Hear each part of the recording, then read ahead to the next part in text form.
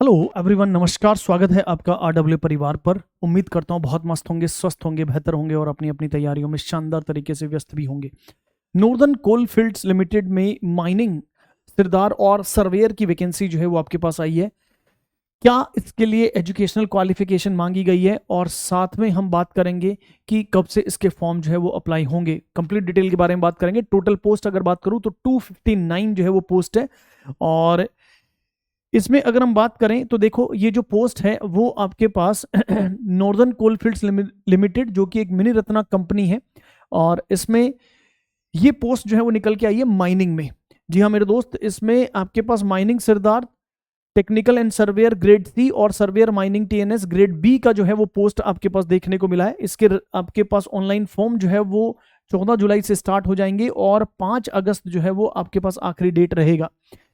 इसका exam date अभी इन्होंने नहीं दिया, बाद में जो है वो बोल देंगे, बता देंगे। और ये पोस्ट जो निकली है वो एनसीएल इन सिंगरौली डिस्ट्रिक्ट मध्य प्रदेश और सोनभद्रा डिस्ट्रिक्ट ऑफ उत्तर प्रदेश में जो है वो आपके पास ये निकल कर आ रही है और रेगुलर एम्प्लॉयमेंट है। जी हाँ मेरे दोस्त, ये जो एम्प्लॉयमेंट है वो regular deployment across the different mines of the NCL में आपके पास यहाँ पर होगा। कैसे अप्लाई करना है? अप्लाई करने के लिए आपको www.ncl.cil.in पर जाकर ये अप्लाई कर लेना है। ठीक है, अगर हम बात करें आगे कि इसके क्वालिफिकेशन की, तो देखो जरा, ये जो पोस्ट आपके पास है माइनिंग सिरदार टीएनएस, यानी आपके पास जो, अगर मैं बात करूं टेक्नीशियन और सर्वेयर ग्रेड सी की पोस्ट की अगर बात करें तो टोटल पोस्ट जो है वो 254 रहने वाली है। और सर्वेयर टीएनएस माइनिंग के लिए आपके पास 5 पोस्ट जो है वो रहने वाली है। अगर बात करें क्वालिफिकेशन की तो देखो, mining sirdar in technical and supervisory जो ग्रेड सी है, technical and supervisory grade C जो पोस्ट है आपके पास, इसमें इन्होंने क्या मांगा है? इसमें इन्होंने मांगा है मैट्रिकुलेट और equivalent examination from any recognised board of the examination, मतलब 10th और आपके पास आईटीआई होना चाहिए। 10th भी चलेगा, मतलब 10th मांगा है। इक्विवेलेंट सर्टिफिकेट आपका आईटीआई जो है वो माना जाता है।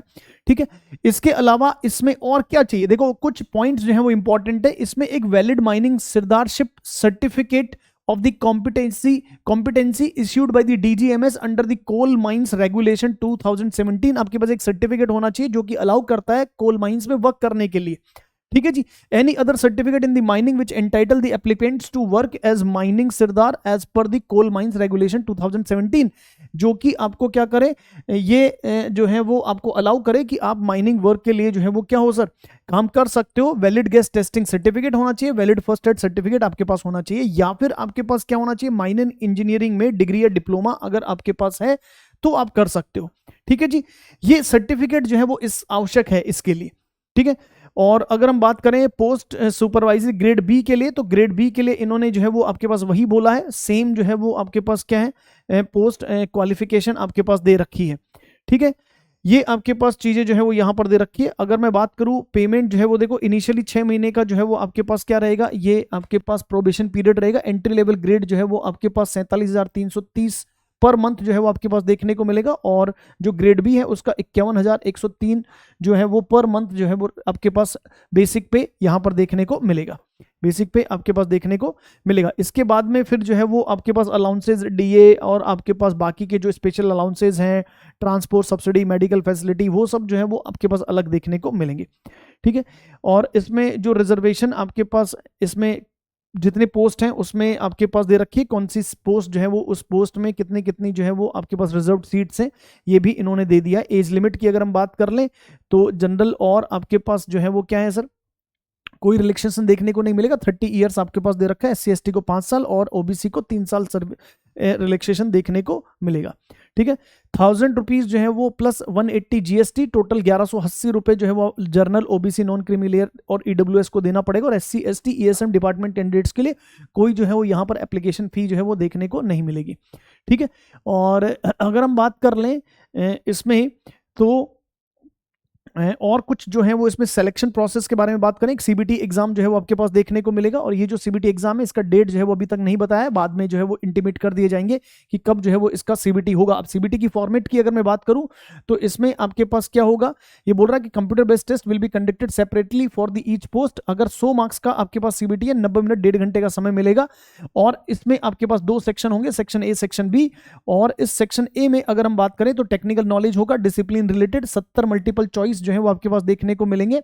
और अगर मैं बात करूं जो कि एमसीक्यू टाइप के होंगे, और सेक्शन बी जो है वो आपके पास general knowledge, general awareness, reasoning, verbal and mental ability और quantitative aptitude with the 30 marks multiple choice questions जो है वो देखने को मिलेंगे। एक नंबर का एक क्वेश्चन होगा, कोई नेगेटिव मार्किंग यहां पर देखने को नहीं मिलेगी।